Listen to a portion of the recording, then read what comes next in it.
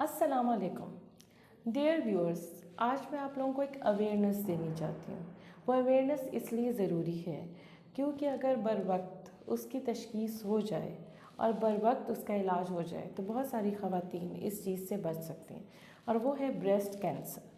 यानी वो कौन सी अलामात हैं जिनका अगर टाइमली पता चल जाए और उसकी डायग्नोसिस हो जाए कि इसको ब्रेस्ट कैंसर है, तो बहुत सारी ख़वातीन इस बीमारी से बच सकती हैं और इसके इलाज से उनकी ज़िंदगी बच सकती है। तो वो अलामात आप लोगों ने ही हमें बतानी होती हैं, और वो इस तरीके से है कि आप लोगों ने अपनी छाती का मुआयना करना होता है, एग्ज़ामिन करना होता है, सेल्फ़ एग्ज़ामिनेशन होता है, जिससे आपको अगर कोई चीज़ हट के मिल रही है, कोई गिल्टी, कोई चेंजेस, तो आपने हमें बतानी होती हैं, जिससे हम इस डायग्नोसिस पे पहुंचते हैं कि इसको क्या है।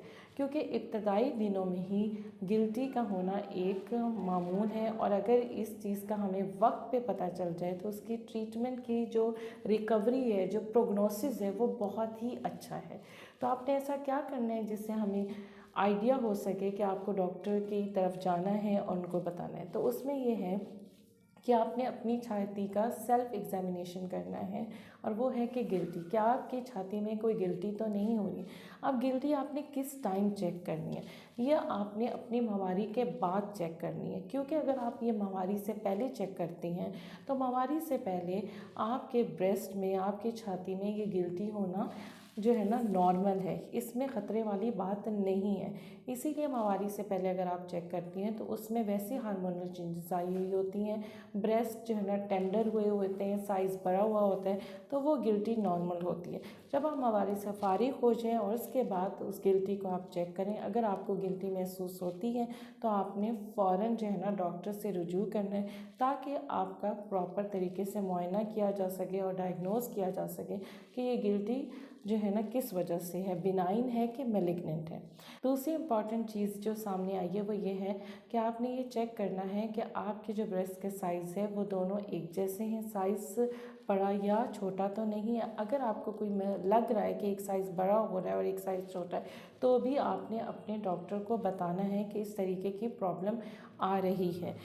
तीसरा इम्पॉर्टेंट ये है कि बहुत सारी जो गिल्टियाँ होती हैं वो शुरू के स्टेज में पेनफुल नहीं होती। मतलब आपने महसूस किया कि आपको गिल्टी है लेकिन वो आपको दर्द नहीं कर रही, तो इसका मतलब ये है कि हो सकता है कि अगर ये गिल्टी मैलिग्नेंट हुई, ख़तरनाक हुई और ये कैंसर हुआ, तो ये ज़रूरी नहीं है कि वो पेन भी करे, क्योंकि शुरू के स्टेजेस में पेन, दर्द नहीं होती, लेकिन लेट के स्टेजेस में यही गिल्टी पेनफुल हो जाती है और लेट के स्टेजेस में ये ख़तरनाक हो जाती है।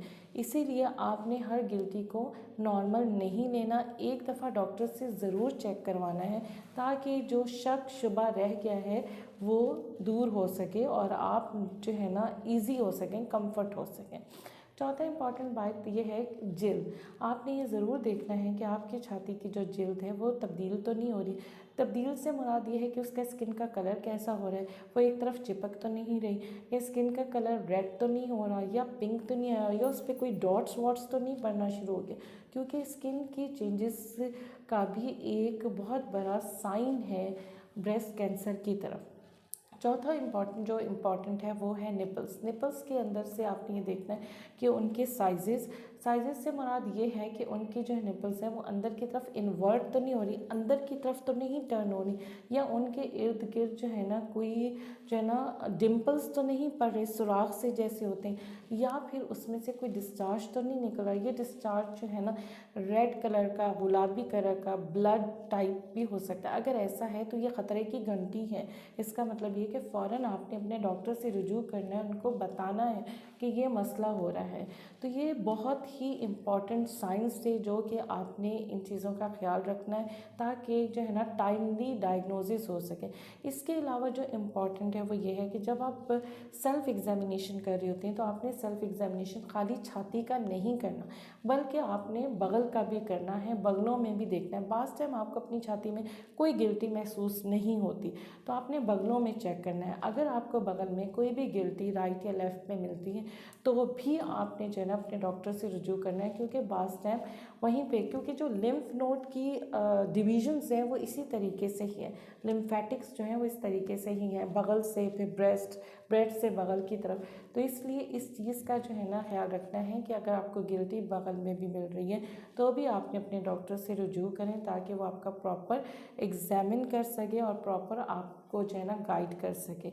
मैं आपको यहाँ बताती जाऊँ कि अवेयरनेस का जो मेरा मकसद था वो ये था कि टाइमली डायग्नोज हो जाए, लेकिन आपको परेशान करना बिल्कुल भी नहीं था।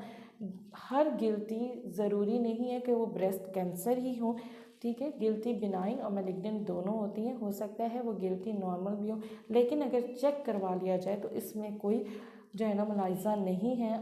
तो इस वजह से ये वीडियो बनाई गई है ताकि आप अपना बहुत ज़्यादा ख्याल रखें और जो है ना टाइमली इस चीज़ का डायग्नोज कर सकें। अब मेरी अगले आने वाली वीडियो का इंतज़ार कीजिए।